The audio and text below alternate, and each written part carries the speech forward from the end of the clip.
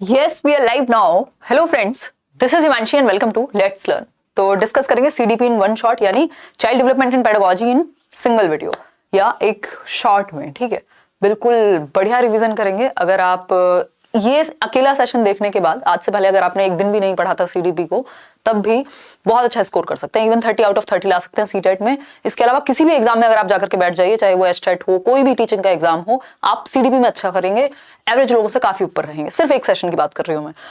ठीक, चलिए स्टार्ट करते हैं, समझते हैं। बहुत सारी चीजें इसमें हैं। मैं पूरा एक कॉम्प्रिहेंसिव रिवीजन लेकर के चल रही हूँ कि एक बार पूरा सिलेबस, जितनी भी इंपॉर्टेंट चीजें हैं बाल विकास एवं शिक्षण शास्त्र में, वो आप अच्छे से समझ लें। ठीक, समझेंगे चीजों को। लाइक शेयर सब्सक्राइब आप कर चुके होंगे, कर दिया होगा बिना कहे। आज आपकी कई क्लासेस थी, तो इसलिए थोड़ा सा सेशन को लेट किया है। फिर मेरी भी एनर्जी डाउन थी, जो कि चली रही है पिछले काफी दिनों से। खैर, वो सब कुल मिला करके बराबर हो जाएगा। ये जो पीडीएफ है, आपको क्या करना है, ये सेशन बैठ करके देखना है शांति से, कोई नोट नहीं करना, कोई पेन नहीं लेना, आराम से बैठना, एकदम बिल्कुल जैसे आप कुछ मूवी देखने बैठे हैं। आज मैं ये बात कह रही हूँ, ये ऑपोजिट है जो मैं जनरली कहती हूँ उसके, है ना। क्योंकि एक बार देख लीजिए अच्छे से, दिमाग में चली जाए चीजें, फिर पीडीएफ आपको मिल जाएगी, या दोबारा वीडियो देख करके नोट्स बना लेना, है ना। पहले समझ में आनी चाहिए। तो स्टार्ट करते हैं। कुछ नई चीजें आपको जानने को मिलेंगी, बहुत सारी चीजें आप रिवाइज करेंगे। जितने भी इंपॉर्टेंट टॉपिक्स हो सकते हैं चाइल्ड डेवलपमेंट एंड पेडागोजी के, बाल विकास एवं शिक्षण शास्त्र के, ये सोच के वीडियो मत देखिएगा कि ये हिंदी में होगी कि इंग्लिश में होगी, या ये सोच के छोड़िएगा भी मत, है ना। आपको समझ में आएंगी चीजें। ठीक, कुछ 4 शब्द एक्स्ट्रा सीख जाएंगे, कुछ मैं आपसे सीख लूंगी, क्या दिक्कत है। क्लियर है बात। तो आज हम डेवलपमेंट को पूरी तरह से समझने वाले हैं। आप किसी पेपर में बैठ जाइए, इसके बाद डेवलपमेंट डन, कभी नहीं पढ़ना दोबारा। अगर हम बात करें आपकी inclusive education, RTE, NCF, child centred and progressive education, बाल केंद्रित शिक्षा जिसको हम कहते हैं, है ना, जितने भी टॉपिक्स हैं, चाहे वो आपका फिर इंटेलिजेंस हो, बुद्धि जिसको हम कह रहे हैं, सारी चीजें हम समझेंगे एक एक करके, पेशेंस के साथ समझेंगे। थोड़ा सा पॉइंट में कट टू कट रखूंगी ताकि हम टू द पॉइंट बात कर सकें, बट आपकी समझ में भी आ जाए। ठीक, अगर हम बात करते हैं ये अपने आप में जो डेवलपमेंट हम क्यों पढ़ रहे हैं, आप में से कई लोग तो होंगे जो टीजीटी का एग्जाम दे रहे होंगे, कोई साइंस का टीचर बनने जा रहा है, कोई किसी का कोई प्राइमरी टीचर बनने जा रहा है। ये पढ़ाना तो होता नहीं हमें सब्जेक्ट स्कूल में, ये हम इसीलिए पढ़ रहे हैं कि जो इंसान है ना, जो व्यक्ति है, हम जीव हैं एक तरह के, हमारे अंदर चेंजेस हमेशा होते रहते हैं जीवन पर्यंत, और इन चेंजेस को हम डेवलपमेंट भी कहते हैं, जिसमें कुछ और वर्ड्स हम एक्स्ट्रा ऐड कर देते हैं। अब बच्चे को आप अच्छे से समझ पाएं, उसके डेवलपमेंट को आप अच्छे से समझ पाएं और उसको बेहतरी के लिए आगे बढ़ा पाएं एज अ टीचर, इसलिए हम ये सब्जेक्ट पढ़ते हैं। ठीक, समझते हैं। फिर कुछ पढ़ाने की स्ट्रेटेजीज होंगी और बच्चे कैसे डेवलप करते हैं, ये कहानी होगी। आ जाओ पहले फटाफट से, फिर शुरुआत करेंगे। लाइक शेयर कर दो खुशी खुशी, और एकदम जानदार शुरुआत करेंगे। देखो, यहां हम सभी में कॉमन है ये चीज, इवन सभी ऑर्गेनिज्म में कॉमन है, मतलब सभी जीवों में अगर देखें कि चेंज, स्पेशली इंसान की बात करें तो चेंज हमारा ये जन्म से लेकर के, इवन वूम्ब से लेकर के, गर्भ से लेकर के और कब्र तक, ये रेस्ट इन पीस तक चलता रहता है। इस बीच बहुत सारे चेंजेस, बहुत सारी अवस्थाएं आती हैं। हम देख रहे हैं बच्चा बड़ा होगा, फिर और स्कूल में जाएगा, फिर जॉब पे जाएगा, फिर और एक्सपीरियंस कहलाएगा, देन बुढ़ापा, फिर टाटा बाय बाय फिनिश, है ना। अब मैं ये मौत का मजाक नहीं उड़ा रही हूँ, ये सैड ट्रूथ है, रियलिटी ऑफ लाइफ है, जिसको हमें हंसी मजाक में पढ़ना है। मजाक वाली चीजें यहीं छोड़ के जानी है, सीरियस बातें जो समझ में आ जाए उनको लेके जाना है। ठीक, तो ये क्या है, चेंज है। अगर हम सभी ह्यूमन बींग्स की बात करें, यहाँ पे हम ह्यूमन बींग्स की बात कर रहे हैं, लिविंग बींग्स की बात करें, तो चेंज एक ऐसी चीज है जो होती रहती है ना। कॉन्सेप्ट ऑफ डेवलपमेंट की अगर हम बात करते हैं तो एक वर्ड में अगर हम समझना चाहें तो कह सकते हैं ये चेंज है, परिवर्तन है। One of the most important features of all living beings is change. ये मुझे लगता है एकमात्र इकलौती लाइन है, बहुत ही कम शब्द में लिखा है मैंने आज, मैं एक्सप्लेन अच्छे से करूंगी आपको, कि एक जो फीचर है, एक जो विशेषता है हम सभी लिविंग बीइंग्स के अंदर, वो कॉमन है। वो क्या है, चेंज, परिवर्तन, है ना। हम डायनामिक हैं। क्या है, हम डायनामिक हैं, परिवर्तनशील हैं। ठीक है, और ये परिवर्तन ऐसे नहीं है कि रात को सोए और सुबह उठे तो देखा 6 फीट के हो गए। ये कोई रैंडम परिवर्तन नहीं है। हम कहते हैं सीक्वेंशियल परिवर्तन, ऑर्डरली चेंजेस, प्रोग्रेसिव चेंजेस, विकास कहलाते हैं। तो चेंज प्रकृति का नियम है, मतलब हम कह सकते हैं change is the only constant कहा भी जाता है। और जो मैं हमेशा कहती हूँ कि जैसे आप जन्म के समय होते हैं वैसे आप 5 साल बाद नहीं होते, जैसे आप 5 साल के होते हैं वैसे आप 15 में नहीं होते, जैसे आप 15 में थे आप 25 में नहीं होंगे। अब से 5 साल वाले अपने आप वाले वर्जन को ही आप आज बेवकूफ कहते होंगे, है ना। उससे 5 साल वाले को और बच्चा कहते होंगे, अगले 5 साल वाले को पता नहीं क्या कहेंगे। ये आप निर्धारित करेंगे कि आप कैसे खुद को डेवलप कराते हैं अच्छे से। ठीक, तो एक डायनामिक प्रोसेस है, एक परिवर्तनशील प्रोसेस है। ठीक, चेंज जो कि सभी मनुष्य में होता है, लिविंग बींग्स में होता है, सभी जीवों में होता है। और कोई भी रैंडम चेंज, कोई भी अचानक से आकस्मिक जो परिवर्तन है उसको हम डेवलपमेंट नहीं कह देते। हम डेवलपमेंट किस तरह के चेंज को कहते हैं, किस तरह की चेंज की प्रक्रिया को हम डेवलपमेंट कहते हैं, जो सीक्वेंशियल हो, जो एक सीक्वेंस में चले, जो एक क्रम में चले, जो एक ऑर्डर में चले, जिसका एक पैटर्न हो, जिसका एक प्रोग्रेसिव रूप हो, आगे बढ़ता हुआ, पीछे नहीं, जो आपको पीछे लेके जाए वो नहीं, जो आपको आगे बढ़ाए। ठीक, हालांकि डिक्लाइन भी इसमें शामिल है, जिसको इन्वोल्यूशन कहते हैं हम। भाई बुढ़ापे में तो हमारी मेमोरी और हर चीज, डिसीजन मेकिंग, सारी चीजें कमजोर होती जाती है ना, तो वो भी डेवलपमेंट का हिस्सा है। इसलिए कहा भी जाता है डेवलपमेंट कॉन्टिन्यूअस और डिसकॉन्टिन्यूअस, निरंतर भी है और अनिरंतर भी है। ठीक, समझते हैं कुछ चीजें, चलिए शुरुआत करते हैं। तो रैंडम चेंजेस को डेवलपमेंट नहीं कहते। किस तरह के चेंजेस को? जो प्रोग्रेसिव हो, जो बेहतरी के लिए हो। ठीक है, अब आपने ये तीन शब्द देखे होंगे पेपर में भी। कई लोग इन तीनों को क्या कर लेते हैं, कंफ्यूज कर लेते हैं कि विकास भी एक ही है, मैचुरेशन यानी परिपक्वता भी एक ही है, लर्निंग यानी अधिगम भी एक ही चीज है, जो कि ऐसा नहीं है, है ना। डेवलपमेंट, मैचुरेशन और लर्निंग आपस में रिलेटेड हैं, बट इनमें थोड़ा अंतर होता है जो कि हम समझेंगे। ठीक, कि डेवलपमेंट यानी विकास, ये तीन शब्द हमने देखे हैं, विकास, मैचुरेशन जिसको हम परिपक्वता कहते हैं, परिपक्वता, और फिर है आपकी लर्निंग यानी अधिगम। ये सेशन कब तक चलेगा ये मेरी एनर्जी पे भी डिपेंड करेगा, है ना। वैसे मैं कोशिश करूंगी आज ही कंप्लीट करा दूं इसको एक ही सेशन में। बस आप एनर्जी बना के रखिएगा, मैं यहां से एनर्जी बना के रखूंगी। रात बहुत हो गई, ऑलरेडी लेट हो गया, बट हमें इस बात से फर्क नहीं पड़ता है। शांति से पढ़ेंगे। पेपर से 2 दिन पहले वैसे भी कंसंट्रेशन बहुत हाई होता है, तो आप जब भी पेपर देने जाएं जीवन में सीडीपी का, ये सेशन जरूर देख के जाएं। ठीक, चलिए एक बार आ जाओ फटाफट। विकास, डेवलपमेंट, परिपक्वता और अधिगम, ये तीन शब्दों में अंतर क्या है थोड़ा सा सोचिए खुद से, है ना। फिर आपको अच्छे से समझ में आएगा। जब आप खुद नहीं सोच पाएंगे ना, और जब मैं आपके साथ डिस्कस करूंगी, तो आप ये अच्छे से समझ पाएंगे कि विकास और परिपक्वता और अधिगम में अंतर कितना है और क्या अंतर है।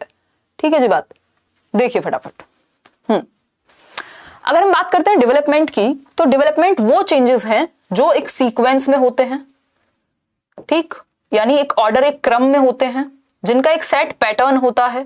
ठीक, एक पैटर्न होता है। प्रोग्रेसिव चेंजेस हैं, बेहतरी के लिए होने वाले चेंजेस हैं, पीछे की तरफ खींचने वाले नहीं है। ये रिवर्सिबल नहीं होता, डेवलपमेंट सिक्वेंशियल होता है, बढ़ते हुए क्रम में होता है, ये हम कह सकते हैं। बात परिपक्वता की आती है, और डेवलपमेंट में कैसे चेंजेस शामिल है, क्वालिटेटिव एंड क्वांटिटेटिव बोथ, यानी गुणात्मक भी और मात्रात्मक भी। मतलब जो आप हाइट में, वेट में, साइज में, शेप में चेंज हो रहे हैं, वो भी डेवलपमेंट का हिस्सा है, जिसको ग्रोथ कैसे कहते हैं।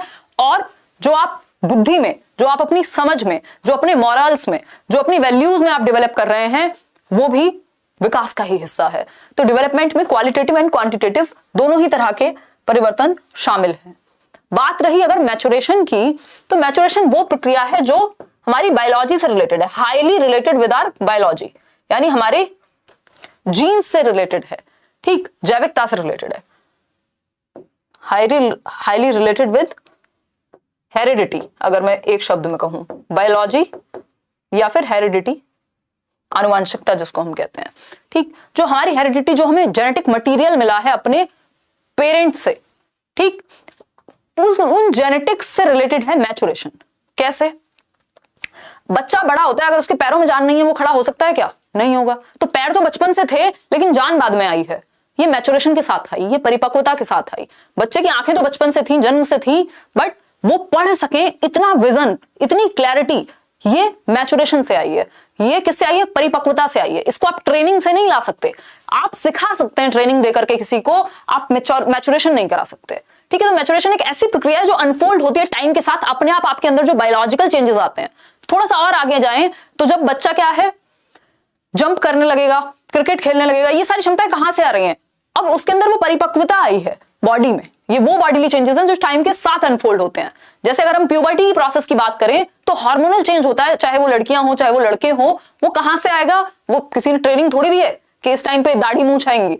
वो मैचुरेशन की प्रक्रिया है, एक वो मैचुरेशन की प्रोसेस है जो टाइम के साथ अनफोल्ड हो रही है। हमारे जेनेटिक मटेरियल में, हमारे जेनेटिक मेकअप में वो चीजें स्टोर्ड हैं पहले से। जैसे एक सॉफ्टवेयर में कोडिंग कर देते हैं ना लोग, वैसे आपके अंदर कोडेड है कि भाई इस एज में ये चीजें निकल के आएंगी और उसके हिसाब से फिर आप सीख पाते हैं। तो जो ये मैचुरेशन है, ये लर्निंग के लिए एक प्लेटफॉर्म सेट कर देती है कि भाई अब ये प्लेटफॉर्म हमने बना दिया, अब तुम खेलो, ठीक है, ये पिच हमने बना दी, अब तुम खूब क्रिकेट बजाओ।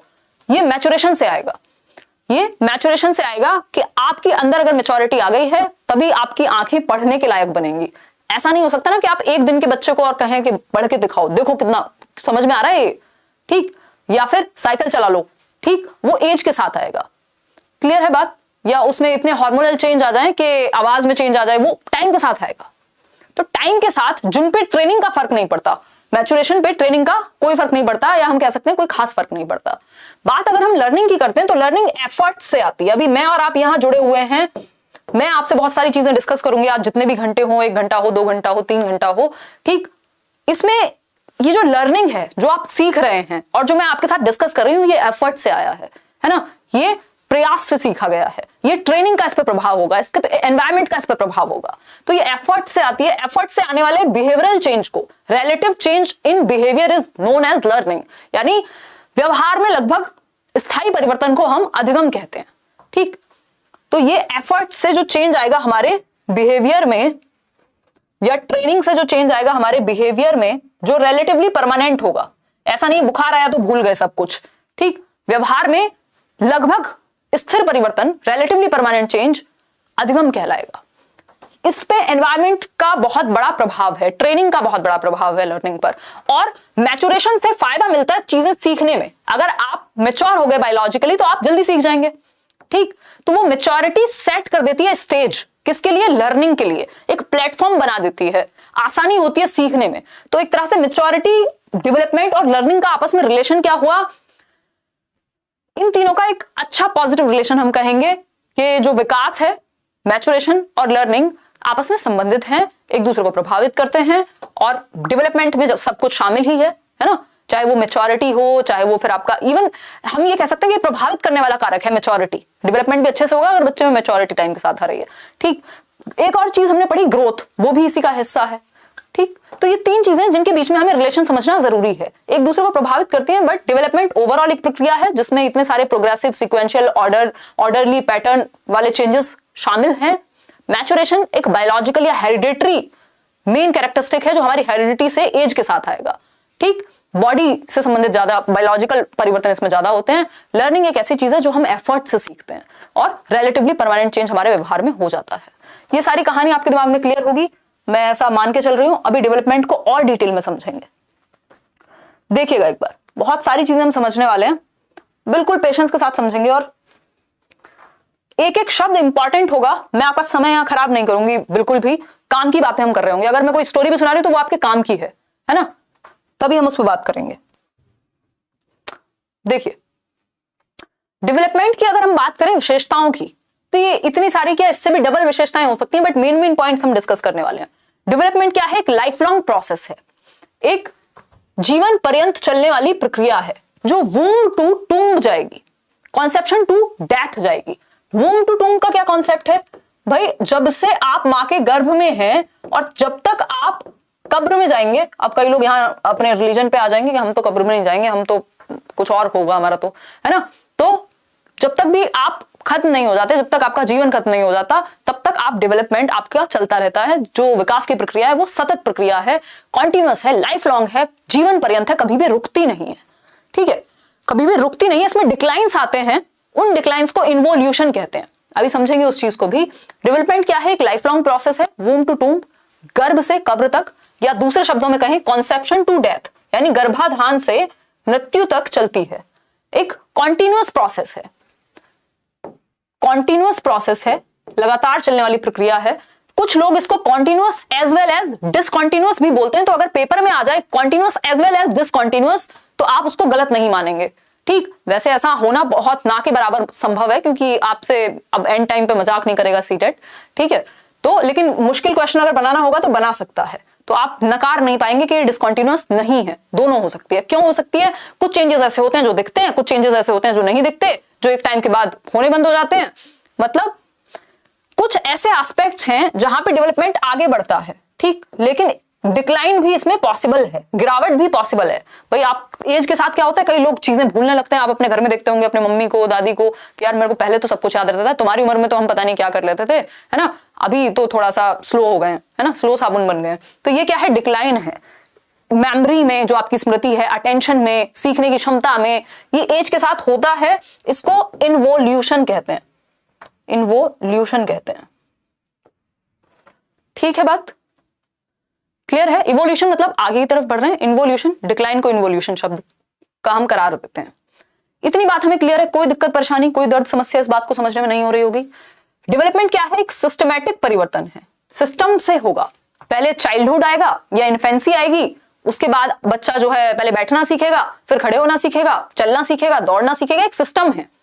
ऐसा नहीं है सुबह उठे अचानक से और देखा कि कल तो बच्चा बेड पे सोता था, दूध भी आप पिलाते थे, परसों वो खड़ा होकर आराम से घूमता फिर रहा है, ये तो नहीं होगा ना। सीक्वेंस है, एक सिस्टम है, एक ऑर्डर है, एक पैटर्न है। तो प्रोग्रेसिव, आगे बढ़ते हुए प्रगतिशील परिवर्तनों को हम क्या कहते हैं, डेवलपमेंट कहते हैं। ये रिवर्सिबल नहीं होता, एक वर्ड हमें ध्यान रखना है, इससे कई लोगों में कंफ्यूजन क्रिएट होती है। डेवलपमेंट क्या है, रिवर्सिबल नहीं है। अगर आप प्रिंसिपल की बात करेंगे, विकास के सिद्धांतों की बात करेंगे, तो विकास रिवर्सिबल नहीं है, इसमें बैक गियर नहीं लगता। आपने वो ऑटो देखे होंगे ना, ऑटो में बैक गियर नहीं होता, as far as I know, है ना, वो पीछे उसको धक्का मार के पीछे करते हैं। अगर आगे चलेगा और बाई चांस ऑटो को पीछे आना पड़े, तो वो ऑटो धक्का मार के पीछे करेगा अपने ऑटो को खुद से, क्योंकि कोई रिवर्सिबल नहीं है, बैक गियर नहीं है, पीछे नहीं जाओगे, है ना। But decline is a different thing, reversibility is a different thing. जो मैं डिक्लाइन कह रही हूं वो डिफरेंट है, या रिवर्सिबल की बात हो रही है तो रिवर्सिबल नहीं होता। ठीक है, शयन हो सकता है इसमें, बट पीछे थोड़ी जा रहे हैं आप। क्लियर है जी बात। तो रिवर्सिबल नहीं होता, प्रोग्रेसिव चेंजेस हैं, सिक्वेंशियल चेंजेस हैं। मॉडिफिएबल है, ये क्वेश्चन बहुत पूछा जाने लग गया है, और इस पे आप ध्यान रखिएगा, ये मॉडिफिएबल है, इसमें परिवर्तन तो संभव है ना, क्योंकि डायनामिक प्रोसेस है तो चेंजेबल है। ऐसा नहीं है कि परिवर्तन संभव ही नहीं है, ठीक है। तो मॉडिफिएबल है। अगर बात है डेवलपमेंट मॉडिफिएबल है कि नहीं, आप कहेंगे बिल्कुल है। भाई आप खुद को ठीक कर सकते हैं ना हमेशा, डेवलपमेंट का स्कोप आपके अंदर हमेशा है, तो मॉडिफिकेशन तो संभव है। जैसे लोग गाड़ी में मॉडिफिकेशन कराते हैं, ठीक, दिमाग में भी कर लेनी चाहिए, हो सकती है। रिवर्सिबल नहीं है लेकिन। तो इन दो शब्दों पे खेलना है, शब्द बहुत इंपॉर्टेंट है पेपर में, स्पेशली सीडीपी में। आगे बढ़ेंगे नेक्स्ट पॉइंट पे। इन्वोल्यूशन को हमने समझा था अभी। ये जनरल टू स्पेसिफिक जाती है, जो विकास की प्रक्रिया है ये जनरल टू स्पेसिफिक जाती है, यानी सामान्य से विशिष्ट की ओर जाएगी। बोल रही हूं, हिंदी में बोल रही हूं, टेंशन मत लो। सामान्य से विशिष्ट की ओर जाएगी, मतलब पहले बच्चा पूरी बॉडी को मूव करने की कोशिश करता है, बाद में उंगलियों से 2 पेन उठा लोगे। शुरुआत में बच्चे को फेंकोगे, पूरा हाथ ऐसे पकड़ के लेगा पूरे पेन को ऐसे, ठीक। तो ये चीज जनरल टू स्पेसिफिक जाती है, सिंपल टू कॉम्प्लेक्स जाता है। जो डेवलपमेंट है वो सामान्य से, सरल से कॉम्प्लेक्सिटी की ओर, जटिलता की तरफ जाएगा। अब तो आप पता नहीं क्या क्या कर लेते हैं। मैं यहाँ पे आपके कमेंट्स भी देख रही हूँ, मैं यहाँ पे डिस्कशन भी चल रहा है, दिमाग में भी 70 चीजें चल रही होंगी, तो आप मल्टीपल चीजें, कॉम्प्लेक्सिटी आ गई ना, आप एक चीज को 70 एंगल से देखने लगते हैं। लेकिन शुरुआत में क्या होता है, सिंपल होती हैं चीजें, बाद में लोग अपनी बॉडी से पता नहीं क्या क्या कलाएं खेलने लगते हैं। तो सिंपल टू कॉम्प्लेक्स जाता है, इस चीज को हम ध्यान में रखेंगे। ये मल्टी डायरेक्शनल है, कई डायरेक्शंस में होता है। अगर हम बात करते हैं ग्रोथ की, ग्रोथ एक शब्द है, अगर हम उसकी बात करें तो वो सिर्फ क्वांटिटेटिव है।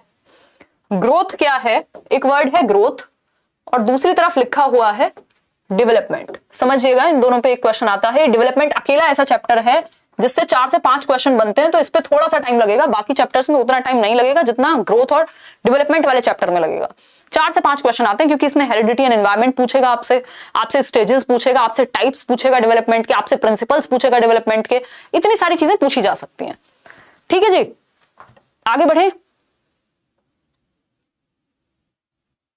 ये देखो, कामिनी रॉ का अलग ही चल रहा है इनका, ये कह रहे हैं कॉपी पेस्ट करते हो, हैं 4 शब्द नहीं है पूरी पीपीटी में, कैसी कैसी बातें करते हो यार। अब किड्स भी बताएंगे कि क्या करते हैं, हद हो गए। देखो एक बार, अगर हम बात करें ग्रोथ एंड डेवलपमेंट की, पढ़ लो यार शांति से, कुछ नहीं रखा इन बातों में, पेपर का टाइम वेस्ट मत करो अपना, है ना, ये चमचागिरी मत किया करो, कुछ नहीं होता।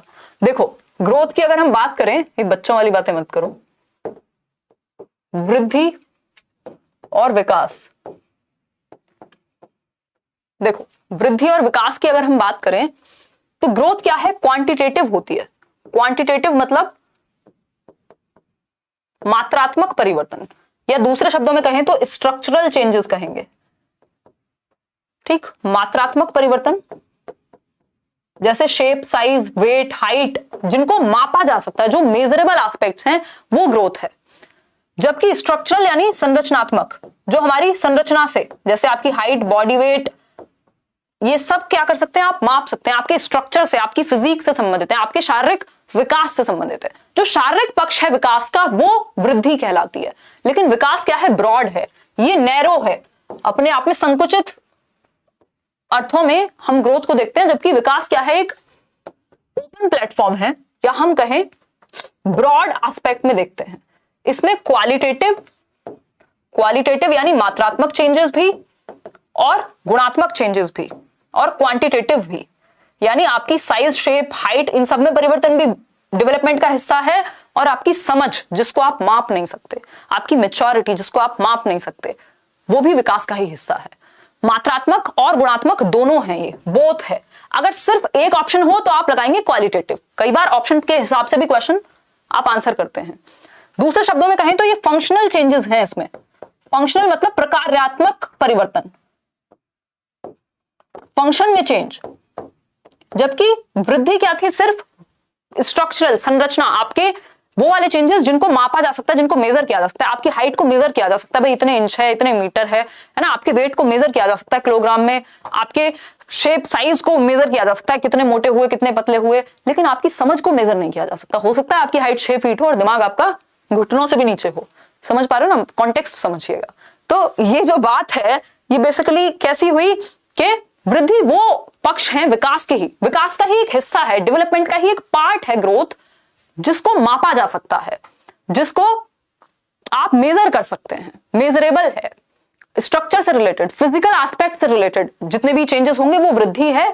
लेकिन विकास में फिजिकल तो है ही है, बाकी इमोशनल चेंजेस भी हैं, सोशल चेंजेस भी हैं। समाज में कितने अच्छे हैं आप, एडजस्टमेंट कितना अच्छा है आपका, 4 लोगों में होते हैं तो क्या करते हैं, ठीक। मॉरल वैल्यूज, सही और गलत का कुछ पता है कि नहीं, या कुछ भी कहीं भी बोल देंगे, ठीक। तो ये क्या हुआ, ये आपका डेवलपमेंट के एस्पेक्ट्स हैं कि फिजिकल यानी शारीरिक मेनली 3 प्रकार का होता है, जिसमें हम 4 बोल देते हैं। जैसे शारीरिक, जो आपका शरीर से संबंधित विकास है, संज्ञानात्मक, दिमाग से रिलेटेड, जिसमें भाषा भी आ जाती है, और सोशल यानी सामाजिक, जिसमें मॉरल, नैतिक विकास आता है, और इमोशनल तो है ही। तो ये 4 प्रकार हैं विकास के। तो विकास के कई प्रकार हैं, कई एस्पेक्ट हैं, ब्रॉड डोमेन है। जबकि वृद्धि सिर्फ संरचनात्मक या फिर फिजिकल एस्पेक्ट से संबंधित है। एक चीज मैं आपको बता देती हूं यहाँ पे कि ग्रोथ की अगर हम बात करें तो ग्रोथ में जो भी चेंजेस हैं वो विकास का ही हिस्सा है, डेवलपमेंट का ही पार्ट है। जबकि जो भी चीजें डेवलपमेंट में है वो सब ग्रोथ में नहीं आ सकती। समझ पा रहे हो ना भाई, ये एक बड़े बर्तन के जैसा हो गया, जिसको आप, एक बड़ा बर्तन थोड़ी छोटे बर्तन में आएगा, छोटे को तो आप डाल सकते हो बड़े के अंदर, ठीक। तो ये छोटा सा बर्तन है ग्रोथ, जो सिर्फ शारीरिक एस्पेक्ट से संबंधित है। वही डेवलपमेंट या विकास की अगर मैं बात करूं तो एक बड़ा डोमेन है, जिसमें वृद्धि के सारे पक्ष शामिल हो जाते हैं, ठीक। तो जो चीज ग्रोथ है, यानी आपकी हाइट का बढ़ना ग्रोथ है, तो वो डेवलपमेंट का भी हिस्सा है। लेकिन आपकी समझ का विकास ग्रोथ का हिस्सा नहीं हो सकता, ठीक है। बात, इतनी बात क्लियर है? कोई दिक्कत, परेशानी, दर्द, समस्या इस बात को समझने में हो रही है तो बताओ। खुशी खुशी लाइक शेयर करना है, और थोड़ा लेट ही सोना है आज, पूरा पूरा पूरा समझेंगे चीजें साथ में, कोई दिक्कत वाली बात नहीं है, ठीक है जी। आगे बढ़े। देखो, नॉट ऑलवेज कांस्टेंट, डेवलपमेंट जो है हमेशा बिल्कुल एक ही स्पीड से नहीं चलता, इसमें रेट में डिफर करता है, डिफर्स इन रेट। विकास की जो दर है वो अलग हो सकती है। कैसे? अगर हम बात करें तो एक बच्चा है जो 2 साल में 3 सेंटेंस बोल लेता है, मतलब 3 शब्द जोड़ के एक सेंटेंस बना लेता है, खूब बातें करता है, ठीक। एक बच्चा है जो 3 साल में 2 शब्द जोड़ के एक सेंटेंस भी नहीं बना पाता। एक बच्चा है जो 1 साल में चलने फिरने लग गया था, दौड़ने लग गया था, दौड़ने तो खैर ज्यादा हो जाएगा, बट चलने फिरने लग गया था, खड़ा होने लग गया था। एक बच्चा है जिसको 3 साल हो गए, वो अभी भी बस धीरे धीरे ही खड़ा होकर थोड़ा बहुत चल पाता है। तो रेट अलग है, किसी में तेजी से होगा, किसी में धीमे होगा, बट स्टेज सेम रहेगी। दुनिया भर के बच्चे, अगर चाइल्डहुड की स्टेज जो है वो 3 से 12 साल है, तो वो सारे, अमेरिका का बच्चा भी, नाइजीरिया का भी, सब उसी में आएंगे। लेकिन जरूरी नहीं है कि सब सेम पेस पे डेवलप हो, तो पेस अलग हो सकता है, रेट अलग हो सकता है, स्टेज सेम होती है, पैटर्न सेम होता है, रेट अलग होता है। इस पे बहुत क्वेश्चन बनते हैं और आप कंफ्यूज होते हैं, ठीक। चेंजेस आर रिलेटिवली स्टेबल, ये बात है कि किसी भी बुखार से, बीमारी से आए हुए चेंजेस को हम ये नहीं कहेंगे कि आज इसका डेवलपमेंट हो गया। ये जो परिवर्तन आए वो स्टेबल हैं, वो लगभग परमानेंट से ही होते हैं। हालांकि इस बात से कोई मतलब नहीं है कि ये लर्निंग की डेफिनेशन है, ठीक, this is a different thing कि ये भी रिलेटिवली स्टेबल होते हैं, लर्निंग से ही जुड़ी हुई बातें हैं सब आपस में। अगर डेवलपमेंट ठीक से होगा तो लर्निंग भी अच्छे से होगी, लर्निंग अच्छे से होगी तो बच्चा डेवलप भी करेगा। ठीक है जी। Development is contextual, this is important. Contextual कैसे भाई? संदर्भ से संबंधित है। हो सकता है आपने वॉर देखी हो बचपन में, वॉर मूवी की बात नहीं चल रही है, ठीक है, वॉर देखी हो, कोई युद्ध छिड़ा हो, आपके बचपन को वो चीज प्रभावित की होगी, आपके डेवलपमेंट को। आपके किसी पेरेंट की डेथ हो गई, आपने अपने माँ बाप को खो दिया, उन बच्चों में मैच्योरिटी आपको ज्यादा दिखेगी जनरली। या अगर हम बात कर रहे हैं, आपका जो सोशियो हिस्टोरिक एस्पेक्ट है वो अलग है, आप ऐसी जगह से आते हैं जहां पे आपने समाज में बहुत कुछ होते हुए देखा है, तो क्या हुआ, कॉन्टेक्स्ट के हिसाब से डेवलपमेंट होता है। कॉन्टेक्स्ट का बहुत बड़ा प्रभाव पड़ता है डेवलपमेंट पे, कि जिस संदर्भ में, जिस सामाजिक सांस्कृतिक परिप्रेक्ष्य में आप हैं, वो आपके डेवलपमेंट को प्रभावित करेगा। या कोई भी घटना आपके जीवन में अगर ऐसी घटी है तो वो आपके डेवलपमेंट को प्रभावित करेगा। सिंपल बात है, आपकी मैच्योरिटी को प्रभावित करेगा। इंडिविजुअल डिफरेंसेस आर देयर, भाई व्यक्तिगत विभिन्नताएं पाई जाती हैं। जैसा कि मैंने अभी बताया, अगर एक बच्चा 4 शब्द बोल लेता है तो जरूरी नहीं है दूसरा भी सेम एज का बच्चा 4 ही बोलता हो सकता है 6 बोलता हो या 4 बोलता हो। ठीक है, अरे भाई नॉर्मलाइजेशन कुछ नहीं है, आपके बिल्कुल काम का नहीं है, इस पे डिस्कशन कल करेंगे। पढ़ने पे ध्यान लगा लो, अभी ये सारे डाउट मैं हटा दूंगी, पढ़ लो। ये देखिए, डेवलपमेंट के टाइप्स की बात आती है। अब देखो, डेवलपमेंट को डिटेल में करना जरूरी है। अगर हम बात करें ब्रॉड डोमेन्स ऑफ डेवलपमेंट की, तो विकास के जो ब्रॉड डोमेन्स हैं, व्यापक जो प्रकार है, मेन टाइप्स ऑफ डेवलपमेंट, अगर आपसे कोई पूछेगा आप कहेंगे सिर्फ 4 होते हैं, जिसमें से अगर उसमें से भी बिल्कुल और कम कर दें तो 3 होते हैं। कैसे याद करेंगे? पीसीएस एग्जाम सबने सुना है, पीसीएस ई लगा देना इसमें, क्योंकि ये सोशियो इमोशनल एक ही साथ होते हैं वैसे तो। ठीक, अगर हम बात करें पीसीएसई, 4 प्रकार हो गए। पहला है फिजिकल डेवलपमेंट, जिसको शारीरिक विकास कहते हैं।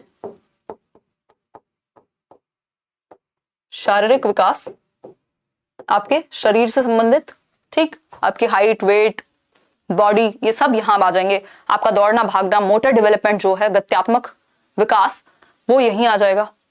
ठीक है। कॉग्निटिव डेवलपमेंट दूसरा प्रकार है, पीसीएस, पी फॉर फिजिकल, ठीक, सी फॉर कॉग्निटिव, संज्ञानात्मक विकास कह देते हैं हिंदी में, संज्ञानात्मक विकास। और अगर मैं बात करूं थर्ड एस की, हमने बात की थी, थर्ड टाइप, वैसे सोशियो इमोशनल एक साथ भी बोला जाता है, बट पेपर में 4 टाइप दिखाता है आपको। ठीक है बात। हेल्थ का ध्यान रखना, एग्जाम आने वाला है। हाँ यार, मैं पूरा ध्यान रख रही हूँ, देखो अभी बिल्कुल साथ खड़ी हुई हूँ, 1 महीने तक आपके साथ ही रहूंगी। देखिए, उसके बाद भी रहती हूँ, खैर मैं तो साल भर, बट अभी स्पेशली सामाजिक विकास। समाज में दोस्त भी तो बनाएगा, समाज में ही तो रहते हैं ना, हम एक सामाजिक प्राणी है, ठीक, एरिस्टोटल कह रहे हैं ऐसा। आगे बढ़ते हैं। फिर है इमोशनल, ई फॉर इमोशनल, जिसको हम सामवेगिक विकास कह रहे हैं। सामवेगिक विकास, टेंशन मतलब कल पूरे दिन 3 बजे से शाम तक मैं आपके साथ ही रहूंगी, आप पेपर कैसे देंगे, किन चीजों की टेंशन नहीं लेनी। अलग अलग और भी कई सारे सेशन कल 3 बजे से होने वाले हैं मेरे आपके साथ। 3 बजे यार एक काम है बस, हाँ 4 बजे मतलब कल कई सेशन होंगे बैक टू बैक, तो तैयार रहिएगा। और किसी का सेशन कल नहीं होने वाला, मैं ही लूंगी आपके साथ सारे सेशन सब, है ना। बाकी टीचर्स के आपने बहुत सेशन देख लिए, बीच में करा देंगे। ठीक, देखो एक बार शारीरिक विकास की अगर हम बात करें, अलग अलग सब्जेक्ट्स में कल डिस्कस कर लूंगी आपके साथ अलग अलग फॉर्म में। मोटर डेवलपमेंट इसी से संबंधित है, शारीरिक विकास से, आपके शरीर का विकास, आपके दौड़ने भागने फिरने की क्षमता। कॉग्निटिव डेवलपमेंट दिमाग से रिलेटेड। जो लैंग्वेज डेवलपमेंट है, कई लोग क्या करते हैं इसको 6 प्रकार बता देंगे, 8 भी बता सकते हैं, बट मेनली 4 ही हैं, जिसमें कॉग्निटिव डेवलपमेंट से जुड़ी हुई है लैंग्वेज का विकास, भाषा विकास, आपका संज्ञान से, आपके इंटेलेक्चुअल डेवलपमेंट से, आपके बौद्धिक विकास से ही जुड़ा हुआ है। जितनी भी चीजें दिमाग से संबंधित हैं वो कॉग्निटिव डेवलपमेंट में आती हैं। जैसे आपका सोचना यानी थिंकिंग, आपका परसेप्शन बनाना यानी आपके सेंसेस के थ्रू जो भी इंफॉर्मेशन ब्रेन में जाकर के एक व्यू पॉइंट क्रिएट करे, वो परसेप्शन कहलाता है। इसके अलावा आपका अटेंशन, ध्यान देना किसी चीज पे, याद रख पाना, मेमोरी, ये सब कॉग्निटिव एस्पेक्ट से जुड़े हुए हैं। अगर हम बात करें सोशल डेवलपमेंट की, सोशल डेवलपमेंट यानी हम समाज में रहते हैं, यारी दोस्ती भी करेंगे, थोड़ी बहुत समझेंगे भी किस तरह से चीजें काम करती हैं। ठीक है, क्लियर है। फिर है इमोशनल डेवलपमेंट, हमारे अंदर इमोशंस भी हैं और धीरे धीरे इमोशनल डेवलपमेंट भी होता है। तो बच्चे का कई प्रकार से विकास होता है, जिसके ये 4 प्रकार हैं। अगर आपसे डोमेन्स पूछे, टाइप्स ऑफ डेवलपमेंट पूछे, फिजिकल, कॉग्निटिव, सोशल और इमोशनल। क्लियर है बात, कोई दिक्कत परेशानी नहीं है इस बात को समझने में। अब इन 4 को थोड़ा सा टच करते हैं।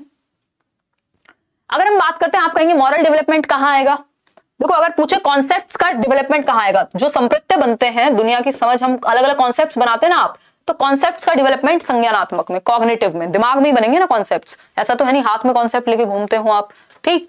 फिर क्या है, अगर लैंग्वेज डेवलपमेंट पूछे कहाँ आएगा, तो आप कहेंगे यहीं आएगा, भाषा विकास भी आपका कॉग्निटिव डेवलपमेंट से ही, संज्ञानात्मक विकास से ही संबंधित है। अगर आपसे पूछे कि memory, thinking, reasoning, decision making, problem solving, ये सब कहाँ होते हैं, तो आप कहेंगे जी प्रॉब्लम सॉल्विंग भी यही होती है, डिसीजन भी दिमाग से ही लेते हैं, बुद्धि का विकास भी इसी से संबंधित है, मेंटल डेवलपमेंट भी से भी यही संबंधित है। तो सारी कहानी हो गई। फिजिकल डेवलपमेंट मैंने आपको बताया, मोटर डेवलपमेंट उसको भी समझेंगे। सोशल डेवलपमेंट आप जानते हैं, सामाजिक विकास जिससे संबंधित होता है। मॉरल डेवलपमेंट, नैतिक विकास, भाई हम समाज में रहते हैं तो इसलिए सही और गलत भी हमने कुछ सिद्धांत बना लिए, कुछ प्रिंसिपल्स बना लिए, क्योंकि जब इतने सारे लोग होंगे तो कॉन्फ्लिक्ट के चांसेस बढ़ जाएंगे। कॉन्फ्लिक्ट के चांसेस बढ़ेंगे तो कॉन्फ्लिक्ट मतलब लड़ाई झगड़ा या सही गलत का रोना सबका अलग हो सकता है कि क्या सही है क्या गलत है, तो उसके लिए हमने कुछ सिद्धांत बना लिए जिनको हम मॉरल डेवलपमेंट से जोड़ते हैं, नैतिक विकास से जोड़ते हैं। तो सामाजिक विकास से ही संबंधित है आपका मॉरल डेवलपमेंट। क्लियर है, कोई दिक्कत परेशानी नहीं है इस बात को समझने में। इमोशनल डेवलपमेंट तो है ही, हमारे इमोशंस को मैनेज करना, उनके प्रति अवेयर रहना, ये सारी चीजें। अब ये 4 फोटोज जो आपने शायद पहले भी देखी होंगी, ये 4 प्रकार के विकास को दर्शाती हैं, 4 प्रकार के विकास को दर्शाती है। ये है फिजिकल डेवलपमेंट, यानी शारीरिक विकास, कि आपका शरीर कैसे डेवलप करेगा, आपकी हाइट, आपका वेट, आपका बॉडी टाइप, ये सब चीजें, आपका दौड़ना फिरना भागना, जिसमें मोटर डेवलपमेंट संबंधित होता है, गत्यात्मक कौशल, अभी समझेंगे मोटर डेवलपमेंट क्या है। दूसरा है कॉग्निटिव डेवलपमेंट, आपके दिमाग का विकास, जिसमें सोचना समझना सीखना, प्रॉब्लम सॉल्व करना। फिर है सोशल डेवलपमेंट, आप 4 बच्चों में कैसे खेलेंगे कूदेंगे रहेंगे। फिर है इमोशनल डेवलपमेंट, कोई बहुत ज्यादा इमोशनल है या हम कहें इमोशंस को कंट्रोल नहीं कर पाता, ठीक, कोई कम, जिन जोक्स पे आप कल हंसते थे हो सकता है आज आपको हंसी ना आती हो, है ना। कुछ ऐसे आप लोग देखते होंगे, जैसे मतलब मैं ही देखती हूँ कई बार कि यार मतलब इन जोक्स पे हंसती थी मैं, है ना।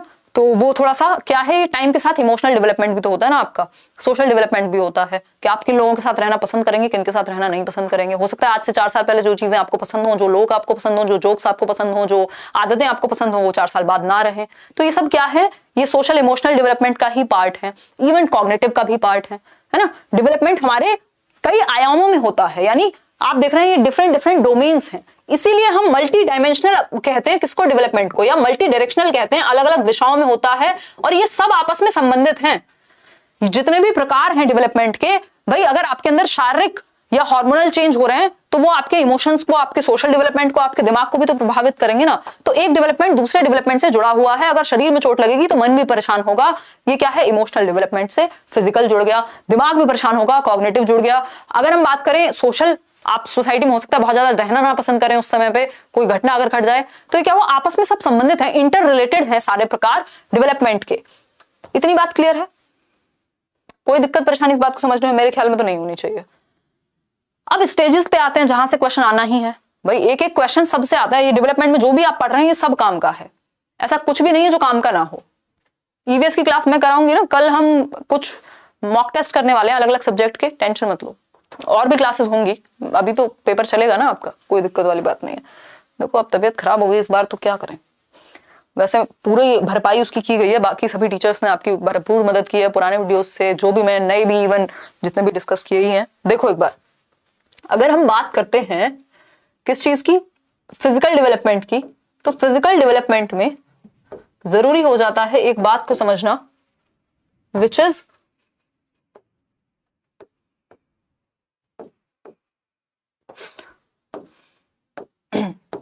फिजिकल डेवलपमेंट की अगर हम बात करें तो इसमें एक मोटर डेवलपमेंट फिजिकल डेवलपमेंट का ही एक हिस्सा है या प्रकार है, गत्यात्मक कौशल। गत्यात्मक कौशल, अब ये गत्यात्मक कौशल की अगर हम बात करें तो आपके दौड़ने भागने कूदने उछलने जंप करना, रनिंग, आपका ये सब चीजें जिसमें भी थोड़ा सा शारीरिक गति लगती है ना, जिसमें भी स्पीड की जरूरत होती है, प्रिसीजन की जरूरत होती है, वो सब मोटर डेवलपमेंट में आते हैं। ये मोटर डेवलपमेंट 2 प्रकार का है, यहां से क्वेश्चन आता है, बहुत बार आता है, इसको ध्यान से समझिएगा, इसमें कंफ्यूजन रहती है कई लोगों को। ग्रॉस मोटर स्किल्स और fine motor skills. Gross motor skills यानी स्थूल गतिक कौशल, ग्रॉस मोटर स्किल्स स्थूल गतिक कौशल बोलते हैं इसको।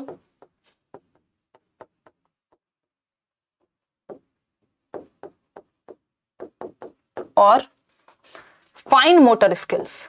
Fine motor skills, fine motor skills यानी सूक्ष्म गतिक कौशल।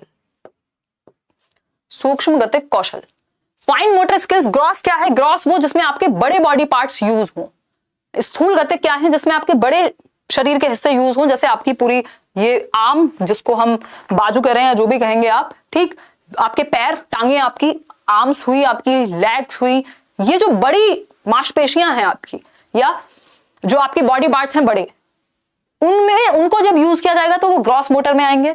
जब इनके समन्वय की या एकोमोडेशन की बात आएगी या बैलेंस की बात आएगी, किसकी? छोटी मसल्स के कोऑर्डिनेशन की बात आएगी, जैसे आपकी हाथ की मसल, आपकी आंखों की मसल, ये छोटी छोटी मसल्स का कोऑर्डिनेशन अगर बात आएगी तो फाइन मोटर स्किल्स।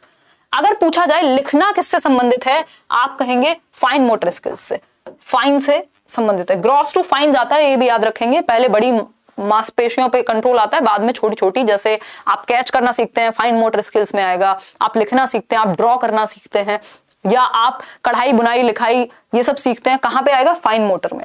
ग्रॉस में क्या आएगा? दौड़ना, भागना, कूदना, उछलना, ये सब इसमें आएगा, जिसमें भी बड़ी मसल का यूज होता है, जैसे जंप करना, है ना, जंपिंग हो सकता है, ये सब आपका इधर आ जाएगा। क्लियर है इतनी बात? कोई दिक्कत परेशानी? मेरा चैट कभी नहीं देखती। डॉली सिंह कह रही है, डॉली पढ़ाई पे ध्यान लगा लो यार, नहीं तो इतनी एनर्जी मेरे अंदर भी नहीं है, मतलब आजकल तबीयत वैसे ही बहुत डाउन है, दवाई खा के चल रही है चीजें। ठीक है, इतनी बात क्लियर है? देखो, अगर हम बात करते हैं स्टेजेस की, विकास के चरण की, यहां से भी क्वेश्चन आते हैं, प्ले एज कौन सी है, फलानी एज कौन सी है। देखो एक बार, ये 4 स्टेजेस हैं जो आपके लिए जरूरी हैं। दीज आर 4 स्टेजेस जो आपके लिए इंपॉर्टेंट हैं। प्रयागराज से क्या हो गया भाई? प्रयागराज से देखो एक बार फटाफट से, समझेंगे अभी काफी चीजें। अब टू द पॉइंट धीरे धीरे मैं होती जाऊंगी, क्योंकि ये चैप्टर डिटेल में समझना जरूरी होता है।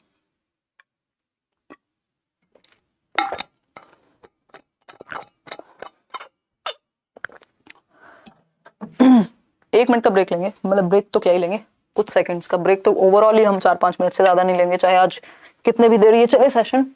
मेरी कोशिश यही रहेगी एक ही सेशन में खत्म कराऊं, क्योंकि अगर कल के लिए बहुत सारी चीजें हैं, परसों जिन जिन का एग्जाम है वो मेल करेंगे और थोड़ा सा बताएंगे कि कैसा रहा पेपर, किस तरह के क्वेश्चंस उनको।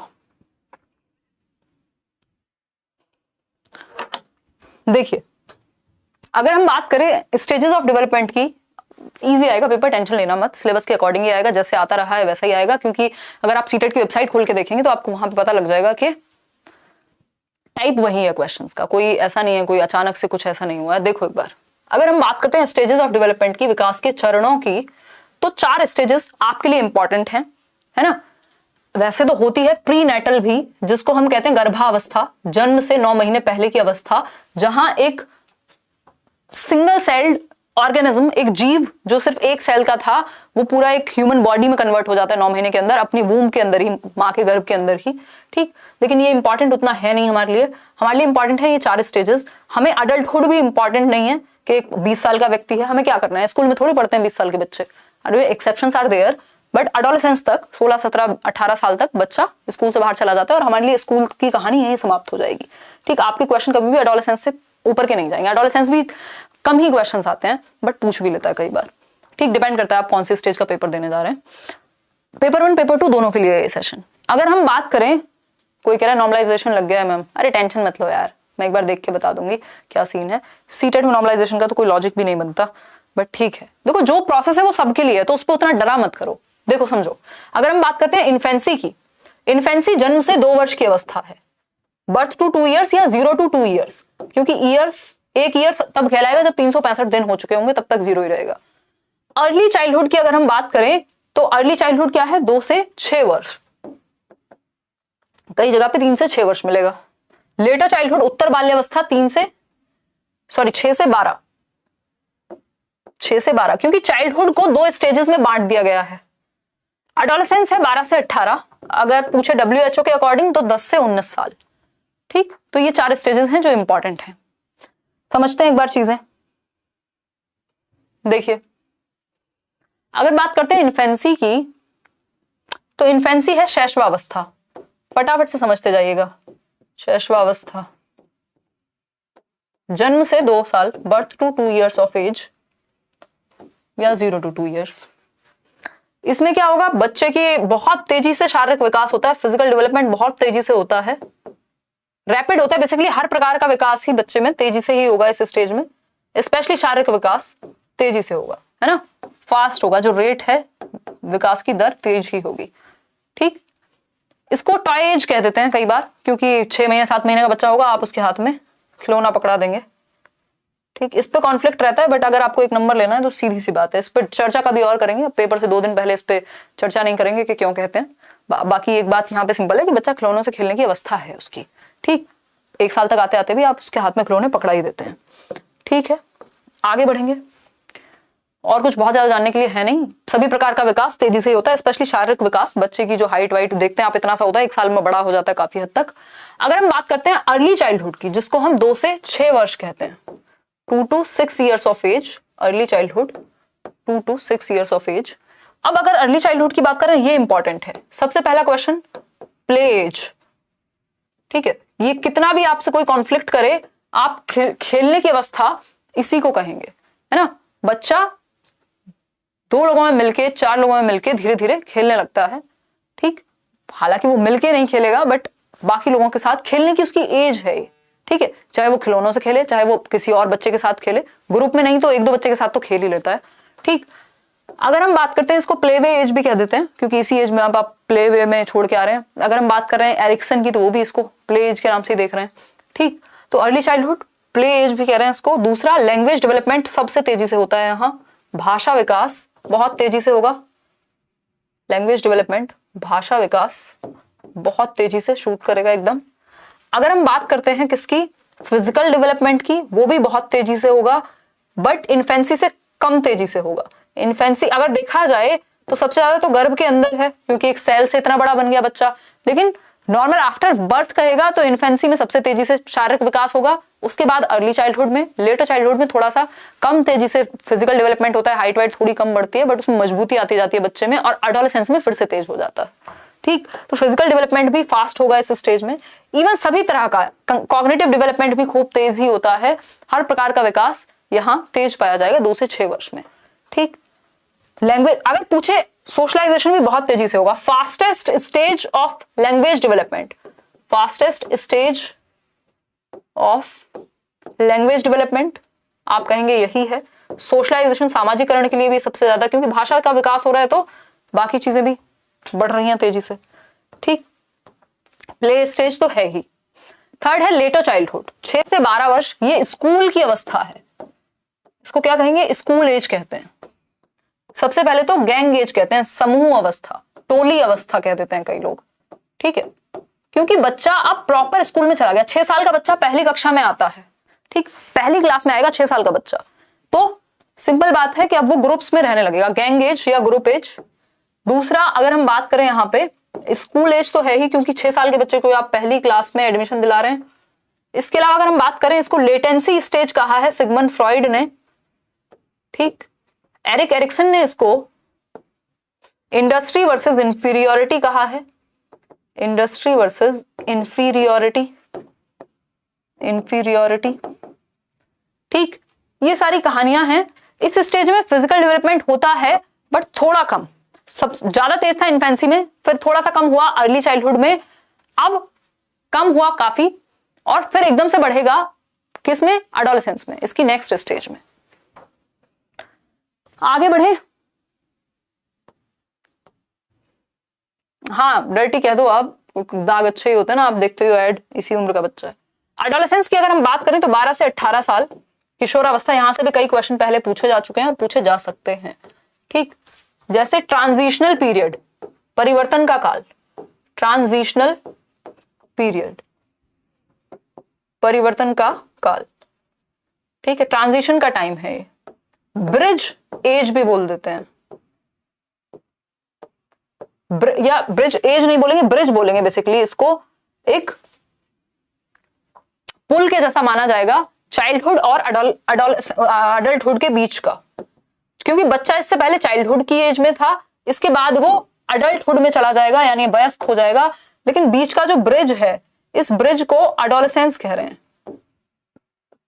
ठीक, ट्रांजिशन क्यों कह रहे हैं, क्योंकि बच्चे से भाई 12 साल तक था तो बच्चा था, अब बच्चे से वो एक अडल्ट में बन के निकलेगा इस स्टेज के बाद, तो बच्चे से बड़े का ट्रांजिशन है, ठीक। एडोलेसेंस ये एज है स्ट्रेस एंड स्टॉर्म की, तनाव एवं तूफान की अवस्था है, स्ट्रेस एंड स्टॉर्म की, हीरो वर्शिप की एज है। वो कहेगा बिल्कुल जो मैंने एक्टर या एक्ट्रेस या कुछ भी देख लिया ना कि वो तो मेरा हीरो है, मतलब उसके जैसे बाल कटाने हैं, उसके जैसा रहना है, वो जो कहे सब सही। आइडेंटिटी क्राइसिस भी इसी स्टेज में आते हैं, जो कि एरिक एरिक्सन कहते हैं। पहचान का संकट, मैं बड़ा हूं कि बच्चा हूं, मुझे जीवन में करना क्या है, मेरी आइडेंटिटी क्या होगी, लोग मुझे पहचानेंगे कैसे, ये सारा जो पहचान का संकट है वो एडोलेसेंस का ही हिस्सा है। तनाव और तूफान क्यों कहा है? क्योंकि इतने सारे हार्मोनल, फिजिकल, मतलब हर तरह के चेंजेस सबसे ज्यादा यहां फूट रहे होते हैं, बिल्कुल चेंजेस। वो एकदम आक्रामक, विरोध की भी अवस्था हो जाती है कई बार, वो एकदम रिबेलियस वाली जो बात है वो इस स्टेज में ही आती है, ठीक। एडोलेसेंट ईगो सेंट्रिज्म जैसी भी चीज डिस्कस की जाती है, जिसमें क्या होता है कि बच्चे खुद पे ही ध्यान रखते हैं, उनको लगता है सब मुझे ही देख रहे हैं, जैसे मैं बाल बनाऊं वो हर टाइम खुद को ही देखेगा शीशे में, वो एडोलेसेंट ईगो सेंट्रिज्म कहा जाता है, ठीक है। बात इतनी बात क्लियर है। लीडरशिप भी यहां से काफी डेवलप होती है। पीयर ग्रुप का बहुत ज्यादा प्रभाव रहता है, सबसे ज्यादा प्रभाव अगर रहेगा तो यहां रहेगा।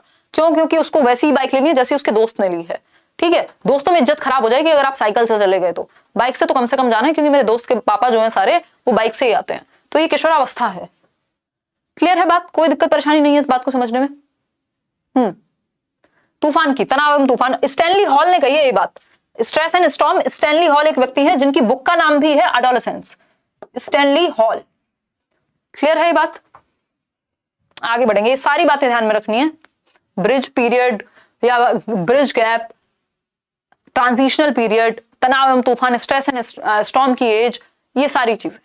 अब बात आती है हेरिडिटी एंड एनवायरमेंट की, आनुवंशिकता एवं वातावरण की। आनुवंशिकता एवं वातावरण,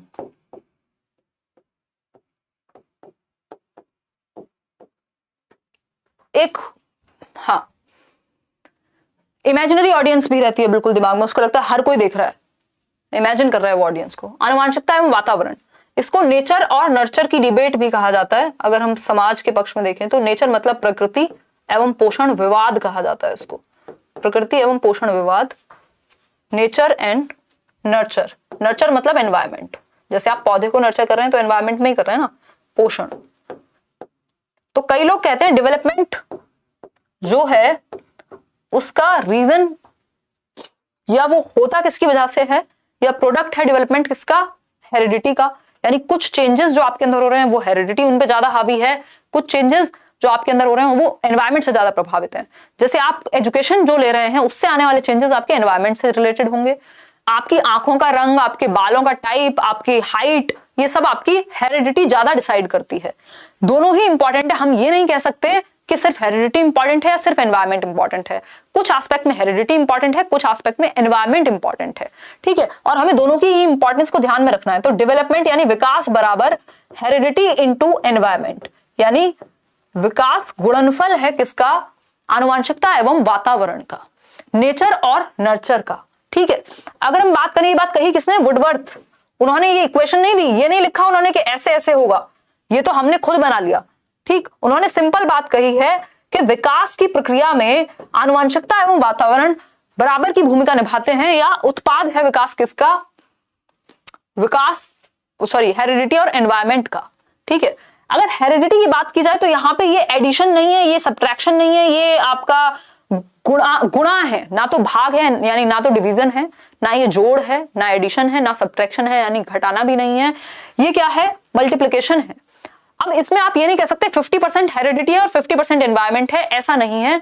कुछ एस्पेक्ट में हेरिडिटी ज्यादा होगी, कुछ एस्पेक्ट में एनवायरमेंट, दोनों मिलकर 100% बना देंगे, इतनी बात पक्की है, ठीक। तो ये बराबर की महत्वता रखते हैं। हमारा विकास, हमारे अंदर जो भी है हम आज, वो या तो अपनी हेरिडिटी या अपने एनवायरमेंट या इन दोनों के प्रोडक्ट की वजह से हैं, इन दोनों के गुणनफल, इन दोनों की अन्योन्य क्रिया की वजह से हैं।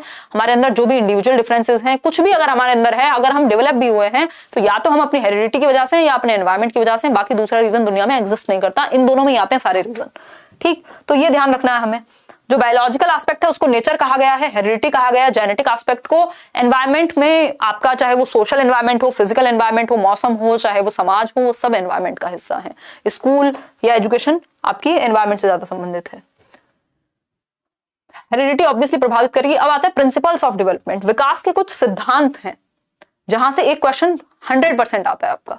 अगर हम बात करें विकास के सिद्धांतों की तो ये कह सकते हैं इंपॉर्टेंट समझेंगे, डेवलपमेंट इज कॉन्टिन्यूअस, यानी विकास क्या है, एक सतत प्रक्रिया है, सतत प्रक्रिया है, कॉन्टिन्यूअस चलने वाली प्रक्रिया है, हमेशा चलेगी, कभी भी रुकती नहीं है। ऐसा नहीं है एक एज के बाद जाकर के बंद हो जाएगी। ग्रोथ एक एज के बाद बंद हो जाती है ना। ग्रोथ क्या होगी, स्टॉप हो जाएगी एक सर्टेन एस्पेक्ट के साथ। जब आपने मैच्योरिटी गेन कर ली, परिपक्वता आ गई, ग्रोथ छुट्टी, टाटा बाय बाय, फिनिश। मतलब ऐसा नहीं है कि बिल्कुल ही फिनिश हो जाती है, बट उसका रोल महत्वपूर्ण नहीं रहता।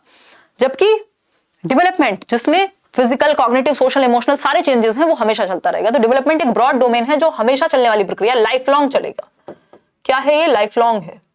ठीक, क्लियर है बात। आगे बढ़ेंगे।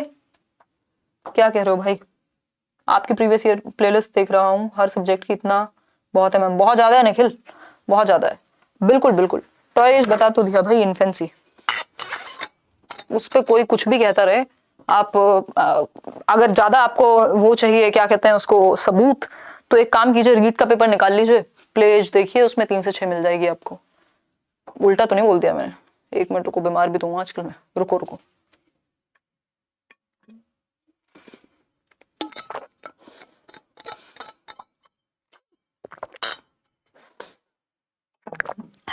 बैच वालों को तो कराई ही है मैंने, 3 से 6 ही है। देखिएगा, प्लेज 3 से 6। नेक्स्ट पे बात करते हैं।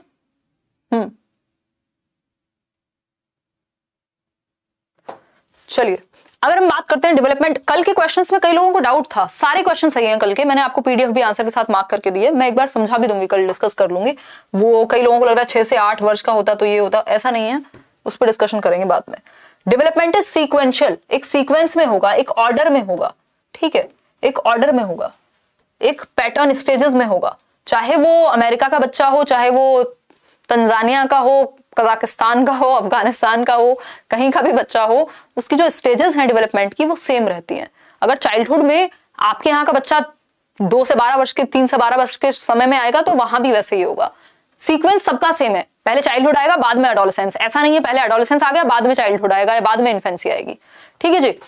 नेक्स्ट है डेवलपमेंट इज प्रिडिक्टेबल, अनुमान लगा सकते हैं हम, अनुमान लगा सकते हैं, प्रिडिक्ट कर सकते हैं। जो टीचर्स हैं वो बच्चे के हाव भाव या और बहुत सारी चीजों को लेकर के, टीचर्स और पेरेंट्स विकास का अनुमान लगा सकते हैं कि वो कहां तक जाएगा या किस तरफ उसका रुझान है ना, पहले से आप प्रिडिक्ट कर सकते हैं। आगे बढ़ेंगे, नेक्स्ट क्वेश्चन पे चलेंगे। मतलब क्वेश्चन की आदत हो रही है आजकल। ये देखो, 4th प्रिंसिपल है आपका, product of heredity and environment. विकास क्या है, आनुवंशिकता एवं वातावरण का उत्पाद है। ठीक, नेक्स्ट पे चलेंगे, proceeds from general to specific. जैसा कि मैंने बताया, पहले बच्चा पूरी बॉडी का यूज करता है, अगर रोएगा भी तो पूरे शरीर से रोएगा करके। एक टाइम के बाद आपको आंसू पोंछना सिर्फ स्पेसिफिक हो गया, आप पूरी बॉडी का यूज करते हैं किसी चीज को पकड़ने के लिए, ग्रास्प करने के लिए। एक टाइम के बाद आप सिर्फ क्या करेंगे, स्पेसिफिक। स्पेसिफिक बोले तो सिर्फ आपको ये 2 उंगलियों का यूज करना है, पूरे हाथ का यूज करने की जरूरत ही नहीं है। तो जनरल टू स्पेसिफिक गए हैं आप।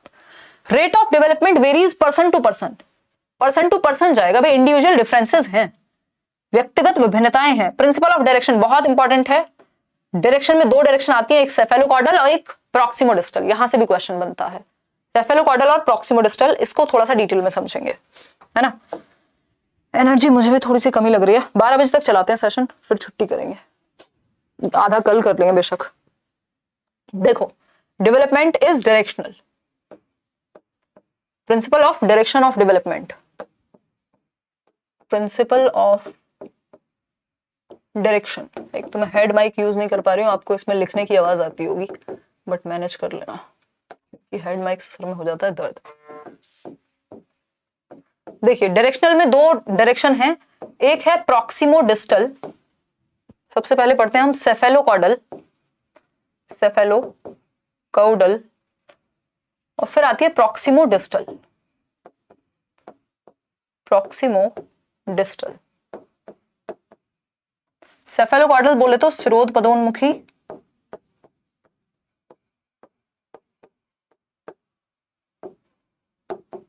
और अगर हम बात करें प्रॉक्सिमोडिस्टल की तो ये इसको बोलते हैं, बताना यार हिंदी में, ये हमेशा भूलती हूँ मैं जिंदगी भर से, मतलब मेरी ये फॉल्स मेमोरी क्रिएट हो चुकी है कि सेफेलोकॉर्डल आएगा तो सॉरी ये प्रॉक्सिमोडिस्टल आएगा तो मुझे भूलना ही भूलना है।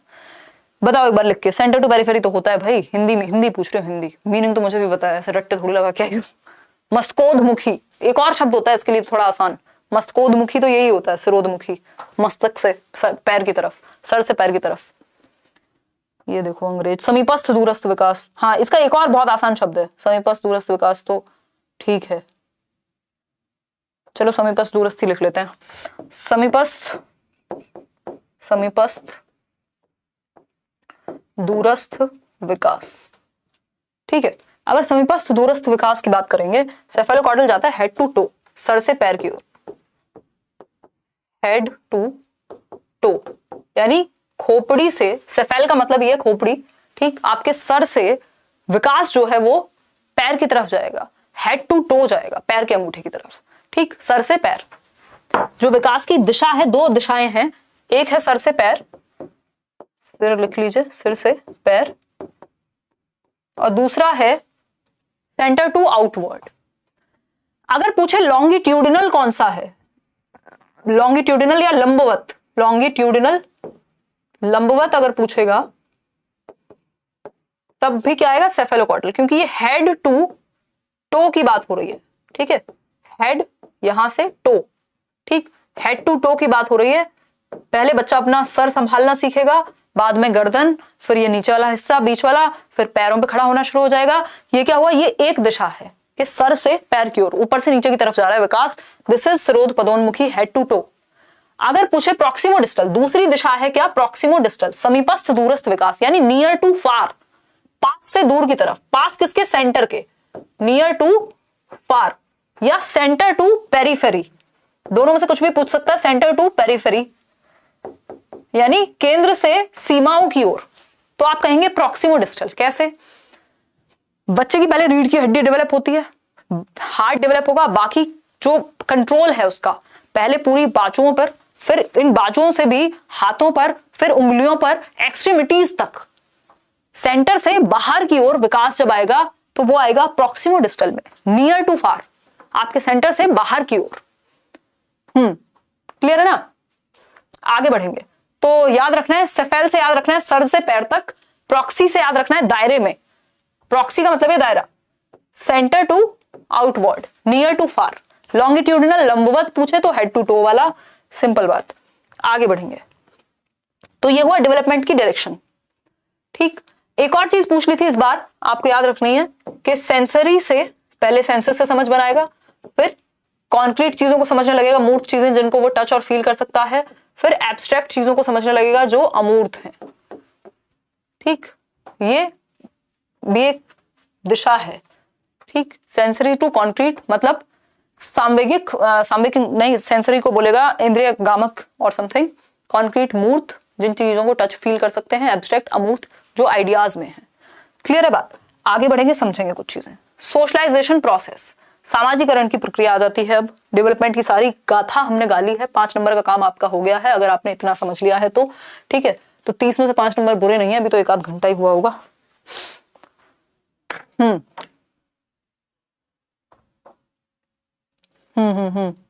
100 क्वेश्चंस विद आंसर्स के साथ टेलीग्राम पे डाल दीजिए, मैं करा ही दूंगी ना वीडियो में और डाल दूंगी, कोई दिक्कत नहीं। क्यों टेंशन लेते हो, इतनी किस बात की टेंशन है, अभी तो तबीयत मेरी सुधर रही है धीरे धीरे। हालांकि मुझे दोपहर की दवाई खानी थी, वो खाई नहीं अभी तक।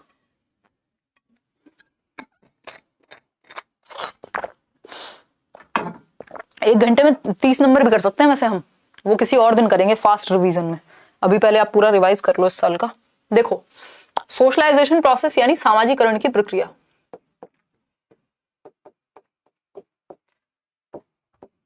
सामाजिकरण की प्रक्रिया, सामाजिकरण क्या, हम रहते, मनुष्य क्या है, एक सामाजिक प्राणी है, man is a social being, ऐसा कहा है अरस्तु ने, एरिस्टोटल ने, ठीक। तो जब हम समाज में रहते हैं तो बच्चा, और लर्निंग भी सोशली होती है। लर्निंग क्या, एक सोशल एक्टिविटी है।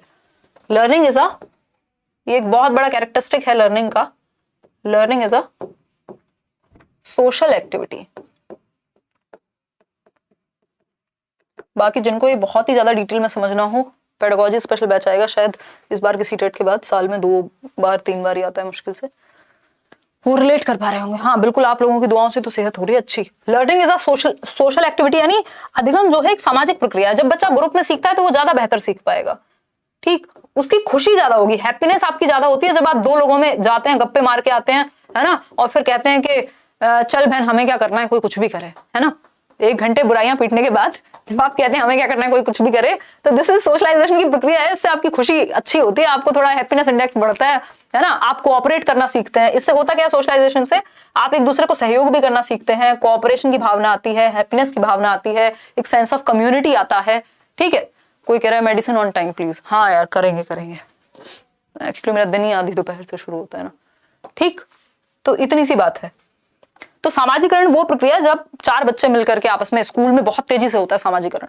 जो मेन बहुत बड़ा फीचर है स्कूल जाने का वो ये है कि वहां सामाजिकरण होता है। वहां 4 बच्चे मिलते हैं, एक दूसरे की बातें सीखते हैं, एक दूसरे का कल्चर सीखते हैं, एक दूसरे की मदद लेते हैं, बहुत सारी चीजें करते हैं, ठीक। तो सोशलाइजेशन एक प्रक्रिया है कि हम समाज में क्या है, कुछ नॉर्म्स हैं, कुछ रूल्स हैं, तभी समाज चलता है ना, कुछ वैल्यूज हैं, कुछ मूल्य हैं, कुछ नॉर्म्स हैं, वैल्यूज हैं, एथिक्स हैं, या फिर अगर मैं बात करूं सही और गलत की बातें होती हैं, ठीक। तो समाज कैसे काम करता है, समाज की क्या नियम कायदे कानून तौर तरीके हैं, उनको सीखना, उनको एक्वायर करना, सोशल नॉर्म्स को, सोशल प्रोसेसेस को, उसमें एडजस्ट होना, ये सब क्या है, सोशलाइजेशन है, सामाजिकरण की प्रक्रिया है, ठीक। जो भी समाज के प्रथाएं हैं या वैल्यूज मूल्य हैं उन सबको अपनाना सोशलाइजेशन की प्रक्रिया है। इसमें 2 चीजें इंपॉर्टेंट है पेपर में, एक है आपका प्राथमिक सोशलाइजेशन यानी primary socialisation. Primary socialisation, socialisation के मेनली 2 ही टाइप काम के हैं आपके, प्राइमरी सोशलाइजेशन प्राथमिक सामाजिकरण, और दूसरा है सेकेंडरी सोशलाइजेशन। सेकेंडरी मतलब गॉड। अब ये होता किसके द्वारा है सामाजिकरण, हम समाज के नियम कायदे तौर तरीके कानून कहां से सीख रहे हैं, सबसे पहले तो परिवार से सीख रहे हैं, क्योंकि फैमिली क्या है आपका, फैमिली मिनिएचर वर्जन है, छोटा रूप है किस चीज का, जैसे गाड़ियों के आते हैं ना वो मिनिएचर वर्जन, इतनी बड़ी कार है, इतना सा एक छोटा खिलौना है, तो खिलौना तो नहीं है खैर परिवार, बट मान लीजिए समाज अगर इतना बड़ा है तो परिवार इसी का एक छोटा सा हिस्सा है, ठीक। तो सबसे पहले सामाजिकरण की जो प्रक्रिया है वो वैसे तो शुरुआत जन्म से ही हो जाती है, और सबसे पहले परिवार का इसमें मुख्य रोल है, प्राथमिक जो सोशलाइजेशन है वो परिवार से, ठीक, सबसे पहले जो होगा वो फैमिली से। तो आप कहेंगे प्राथमिक में हमेशा फैमिली आएगी, यार रिश्तेदार को रखना है या नहीं रखना वो आपके ऑप्शन पे डिपेंड करेगा, ठीक है। परिवार में प्राथमिक सोशलाइजेशन होगा, किन किन लोगों के द्वारा होता है, तो teachers, peers, family members, mass media, school, hospital, जो भी आप आसपास समाज देख रहे हैं उसके द्वारा सोशलाइजेशन की प्रक्रिया होती है। प्राथमिक कह रहे हैं हम इसको। अगर बात आ रही है किसकी, गॉड की, सेकेंडरी की, तो गॉड में क्या होगा, सब आ जाएंगे, स्पेशली स्कूल आ जाएगा, कई बार नेबरहुड को भी गॉड में ही डाल देगा, ठीक। आपको ऑप्शन पे देख लेना है, अगर फैमिली जिस ऑप्शन में है मतलब प्राइमरी में आएगी, सेकेंडरी में फैमिली कभी नहीं आएगी, और स्कूल प्राइमरी में नहीं आएगा कभी भी, ठीक है। द्वितीयक कारक जो है वो स्कूल है, नेबरहुड है, मास मीडिया है, ये सब है, फैमिली प्राइमरी है। अगर फैमिली के साथ नेबरहुड है और ऑप्शन में कोई और ऑप्शन ऐसा नहीं है जहां पे प्राइमरी खाली फैमिली लिखी हो, तो आप उसी के साथ जाएंगे, ठीक, ठीक है बिलाल, आगे बढ़े। दूसरा एक टाइप की अगर हम बात करें, ये हुए प्राइमरी सोशलाइजिंग एजेंट्स और सेकेंडरी सोशलाइजिंग एजेंट्स। अगर बात करते हैं किसकी, टाइप्स 2 फॉर्म में और देखते हैं, एक होता है एक्टिव तरीके से, एक्टिव सोशलाइजेशन, और पैसिव सोशलाइजेशन या passive agents of socialisation. Active agents कौन से हैं, जहां बच्चा डायरेक्टली सक्रिय है, जैसे अपने पीयर्स यानी साथी समूह। पीयर्स होते हैं वो लोग जो आपकी सेम एज के हों या फिर आपके साथ काम करते हो या आपके साथ रहते हो, ठीक, तो पीयर्स कहलाएंगे। अगर जहां पे बच्चा डायरेक्टली इन्वॉल्व है वो एक्टिव सोशलाइजेशन का पार्ट हुआ, और जहां पे बच्चा इनडायरेक्टली, जैसे वो पब्लिक लाइब्रेरी गया हुआ है तो चुपचाप से बैठ के पढ़ रहा है, लेकिन वहां के भी नियम कायदे तौर तरीके कानून सीख रहा है। ऐसा नहीं है कि वहां के नियम कायदे कानून वो नहीं सीखेगा, वहां वो शांति से चुपचाप से खुद में इन्वॉल्व है, लेकिन सोशलाइजेशन वहां भी हो रहा है उसका। और सोशलाइजेशन हर समय होता ही रहता है। एडोलेसेंस में अपने पीयर ग्रुप का ज्यादा प्रभाव होगा, अगर आप बात करें चाइल्डहुड की तो स्कूल का और टीचर्स का ज्यादा रोल होगा, उससे पहले इन्फेंसी या अर्ली चाइल्डहुड तक आपका जो सिबलिंग्स हैं, पेरेंट्स हैं, उनका ज्यादा रोल होगा। तो ये टाइम टाइम पे चेंज होती रहती है। एक्टिव वो जिसमें बच्चा डायरेक्टली इन्वॉल्व हो, पैसिव वो जिसमें इनडायरेक्टली। ठीक, आगे बढ़ेंगे। यही दो बातें काम की हैं। किस किस के द्वारा होता है? तो फैमिली के द्वारा, स्कूल के द्वारा, मास मीडिया के द्वारा, जो एड्स बच्चे देख रहे हैं, जो कार्टून वो देख रहे हैं, वो सब इसी में आ जाएगा। पियाजे पढ़ेंगे, जो कि आज पढ़ने के मूड में नहीं है हम। एक टॉपिक पढ़ लेते हैं, जेंडर। टॉपिक पढ़ लेते हैं जेंडर। Gender is important. और जेंडर पढ़ते हैं। जेंडर आता है कम से कम भी, अगर आप सारे सब्जेक्ट मिला के, तो 2-3 नंबर का, और एक तो मिनिमम। चाइल्ड सेंटर्ड एजुकेशन पे भी आएंगे। पहले जेंडर करेंगे और जेंडर करके छुट्टी करेंगे, बाकी चीजें कल करेंगे। ठीक है, थोड़ा मैं टाइम से भी आ जाऊंगी कल, और थोड़ी एनर्जी भी बढ़ जाएगी कल तक, क्योंकि सारी एनर्जी आज निकल गई तो दिक्कत हो जाएगी फिर। देखो एक बार, अगर हम बात करते हैं तो 2 पार्ट्स में बना देंगे इसको। अगर हम बात करते हैं किसकी? जेंडर की, यानी लिंग। जेंडर क्या है? एक सोशल कंस्ट्रक्ट है। Gender is a social construct, is a social construct, यानी सामाजिक संरचना है, सोशल कंस्ट्रक्ट है। समाज ने बनाया है कि लड़कियां ये करेंगी और लड़के वो करेंगे। ठीक, ये समाज ने निर्मित किया है, समाज के द्वारा निर्मित है, सामाजिक संरचना है लिंग। 2 वर्ड होते हैं, एक सेक्स, दूसरा जेंडर। ठीक, अगर बात आए जेंडर की, तो ये सोशल कंस्ट्रक्ट है, समाज के द्वारा बनाया गया है। ठीक, अगर बात सेक्स की आती है तो ये बायोलॉजिकल कंस्ट्रक्ट है, यानी जैविक संरचना है। बायोलॉजिकल कंस्ट्रक्ट है, यानी जैविक संरचना है। ठीक, क्या है? जैविक संरचना है। अगर बात जेंडर की आती है तो ये सामाजिक संरचना है, समाज ने बनाया है। कि काम क्या करेंगे, कैसे रहेंगे, क्या पहनेंगे, ये सब जेंडर में आ जाएगा, जो समाज ने निर्मित किया है। अगर बात सेक्स की आती है तो ये एक बायोलॉजिकल कंस्ट्रक्ट है, जो हमारी जैविकता से संबंधित है, जो हमारी बायोलॉजी से संबंधित है, कि लड़कियां अलग तरह से डेवलप होती हैं, लड़के अलग तरह से, कुछ चीजें कॉमन होती हैं, कुछ डिफरेंट होती हैं, उनकी आवाज अलग होगी। लड़कियां जो है वो बच्चों को जन्म दे सकती हैं, लड़के नहीं दे सकते। ये हमारी सेक्सुअल एस्पेक्ट हो गया, बायोलॉजिकल कंस्ट्रक्ट हो गया, ये जैविकता है, ये हमारी संरचना में ही परिवर्तन है या अंतर है, अगर मैं बात करूं। लेकिन कौन क्या काम करेगा, कौन किसके घर जाएगा शादी करके, ये सब समाज ने बनाया है, ये जेंडर सोशल कंस्ट्रक्ट हो गया। तो ये बात हमें ध्यान में रखनी है। देखो, हिंदी में आपको एक बार ट्रांसलेट करके देख लेना पेपर में, चेंज करके, हिंदी में भी लिंग लिखा होगा और इंग्लिश में भी। लेकिन अगर आप इंग्लिश में जाएंगे तब आपको पता चलेगा, अगर सेक्स लिखा है तो बायोलॉजिकल कंस्ट्रक्ट, अगर जेंडर लिखा है तो सोशल कंस्ट्रक्ट। ये कई बार आ चुका है क्वेश्चन। ठीक है बात, ये कई बार आ चुका है। अब 2-3 शब्द आ जाते हैं। हमने समझ लिया जेंडर क्या है, सोशल कंस्ट्रक्ट है। एक तो है जेंडर रोल्स, जो समाज में रोल्स दिए गए हैं उनको हम जेंडर रोल्स कहते हैं। ठीक, एक है जेंडर बायसनेस। बायसनेस यानी लिंग पक्षपात। पक्षपात, लिंग पक्षपात। एक वर्ड है जो हमने पढ़ा है, जेंडर स्टीरियोटाइप। स्टीरियोटाइप यानी रूढ़िबद्धता। रूढ़िबद्धता। एक वर्ड है जेंडर पैरिटी। एक वर्ड है जेंडर न्यूट्रल लैंग्वेज। ये 3-4 शब्द हैं जो काम के हैं आपके। जेंडर पैरिटी होती है लिंग समता। ठीक, जेंडर न्यूट्रल है तटस्थता, कि आप किसी भी तरफ झुके नहीं है। न्यूट्रल का मतलब यही तो होता है, जो गियर है आपका वो भी न्यूट्रल है, दैट मींस कोई भी गियर में नहीं है, जीरो में है। ठीक, किसी भी तरफ आप झुके हुए नहीं है। ओके प्रिया, देखो नॉर्मलाइजेशन से आधे लोग इतने डर गए आज कि पढ़ने भी नहीं आए हैं। देखो एक बार कर लेंगे नॉर्मलाइजेशन में बात। अगर हम बात करते हैं पहले पॉइंट की, ये है जेंडर बायस। जेंडर बायस मतलब किसी भी सेंस में आप 2 जेंडर के, हम या डिफरेंट अदर जेंडर की बात करते हैं, ठीक, मेल फीमेल और अदर।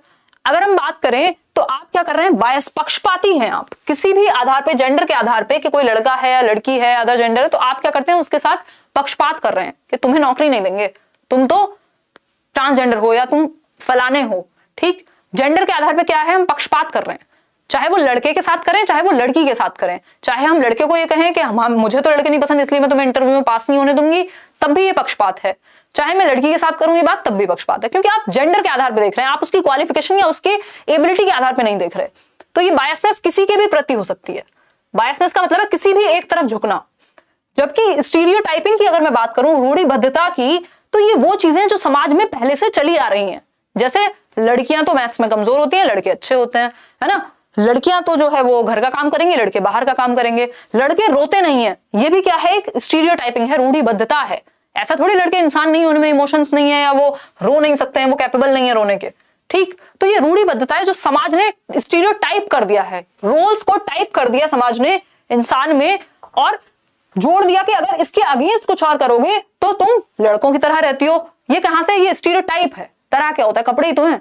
ठीक, तो ये क्या हुआ, स्टीरियोटाइप। अगर आप जो पहले से चला आ रहा है समाज में उसी को फॉलो कर रहे हैं तो ये स्टीरियोटाइपिंग है। ठीक, अगर वैसे दोनों ऑप्शन साथ में कभी देता नहीं है। अगर आपको दिखे कि कोई चीज जो पहले से चली आ रही है, जैसे लड़के रोते नहीं है, लड़कियां मैथ्स में कमजोर होती हैं, है ना, तुम बाहर जाके क्या करोगी, इसको पढ़ लेने दो अपने भाई को, तुम क्या करोगी पढ़ के, ये सब स्टीरियोटाइपिंग है जो पहले से समाज में गलत चीजें चली आ रही हैं, उसी को हमने मान लिया। बायसनेस की अगर हम बात करें तो ये किसी के भी प्रति हो सकता है। हर एक स्टीरियोटाइप में बायसनेस तो इंक्लूडेड है ही ना। अगर आपने बराबरी समझी होती तो बायसनेस आती ही नहीं। तो हर एक स्टीरियोटाइप में बायसनेस है। बायसनेस किसी भी तरफ झुकना, स्टीरियोटाइप जो पहले से चला आ रहा है उसको ध्यान में रखना है, उसी को फॉलो करना। जैसे क्वेश्चन आता है कि एक बच्ची है जो स्पोर्ट्स में बहुत अच्छी है बट उसकी दादी उसको भेजना नहीं चाहती बाहर, क्योंकि हमारे घर की लड़कियां टूर पे नहीं जाती, स्पोर्ट्स नहीं खेलती, ये तो लड़कों का काम है। तो ये स्टीरियोटाइपिंग है। एक जगह पे क्या है, टीचर ने लड़कों को बढ़ावा नहीं दिया, लड़कियों को दे दिया, तो ये पक्षपात है। ठीक, तो ये एक बेसिक बात हुई। आगे बढ़ेंगे, जेंडर पैरिटी यानी समता।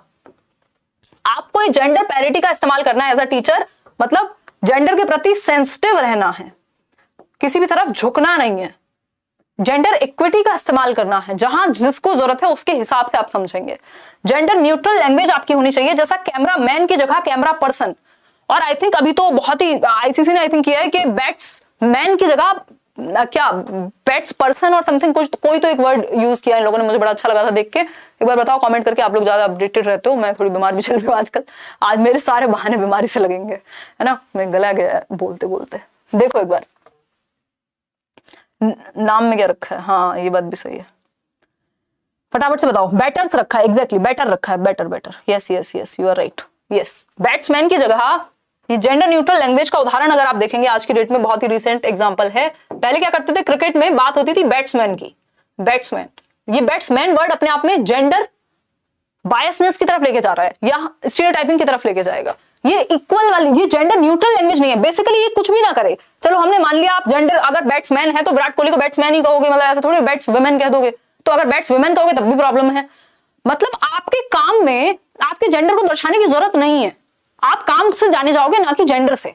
यहां अगर मैं हिमांशी लड़की है लड़का, ये आपको फर्क नहीं पड़ता इस टाइम पे, क्योंकि आप पढ़ रहे हैं, आपको चीजें समझ में आनी चाहिए। ठीक है, आप काम की इज्जत करते हैं।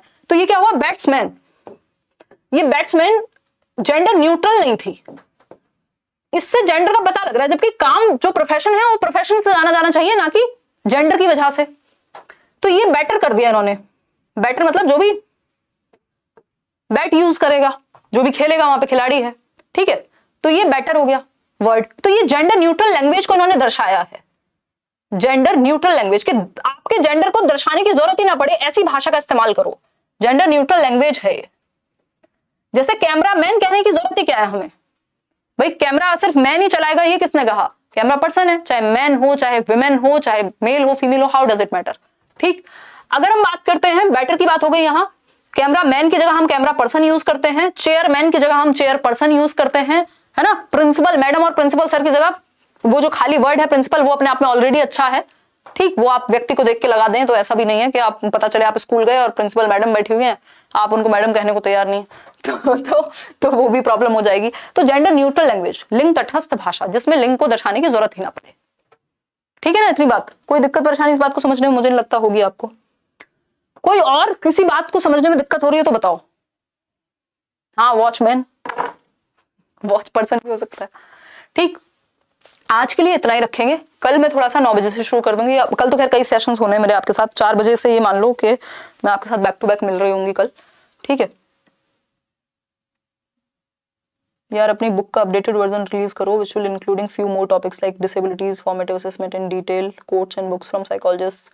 ठीक है अजिताभ, डिटेल्ड वर्जन जल्दी आएगा, बस कुछ मेरी मीटिंग्स चल रही हैं, कुछ चीजें चल रही हैं जो पाइपलाइन में है। डिटेल वर्जन कुछ सोच के ही रोका हुआ है, बहुत ही अच्छा डिटेल्ड वर्जन आएगा जो आप एक बार पढ़ेंगे किताब काम खत्म हो जाएगा, है ना। चलिए आगे की कहानी हम कल करेंगे। बहुत बहुत धन्यवाद आप सभी आए टाइम निकाल के, लेट हो गया सेशन फिर भी आप आए, और थोड़ी एनर्जी डाउन थी बट चीजें चल गई। कल हम चाइल्ड सेंटर्ड इन प्रोग्रेसिव एजुकेशन करेंगे, हम पियाजे वाइगोस्की कोहलबर्ग करेंगे, इंटेलिजेंस को समझेंगे, इंक्लूसिव एजुकेशन करेंगे, आरटीई करेंगे। अभी तो काफी काम बाकी है जो हम कल करने वाले हैं, क्रिएटिविटी एंड इंटेलिजेंस करेंगे, ये सब चीजें हम करने ही वाले हैं। मल्टीपल इंटेलिजेंस हुआ, ठीक, तो कल फैक्चुअल चीजें ज्यादा होंगी, आज डिटेल या कॉन्सेप्चुअल चीजें ज्यादा हुई हैं। ठीक, फाइनल एडमिट कार्ड आ गया है क्या? हाँ, जिनका 16 को पेपर होगा उनका आ गया होगा। ठीक, कोई और बात हो तो कमेंट्स में बता दीजिएगा। आज के लिए इतना ही रखते हैं, thank you so much. EVS के 50 पेज मैं अभी देख के शेयर कर दूंगी अगर नहीं किए हैं तो। ध्यान रखिए अपना, कल मिलेंगे, टेक केयर। बिजनेस पर्सन, हाँ ठीक है, bye, good night. Like share कर देना ना किया हो तो, टेक केयर। कल दिन में तैयार रहना, किसी भी टाइम 4 बजे से शुरू कर देंगे, 4-5 बजे से शाम तक सेशन चलेंगे, 10, 11, 12 बजे तक।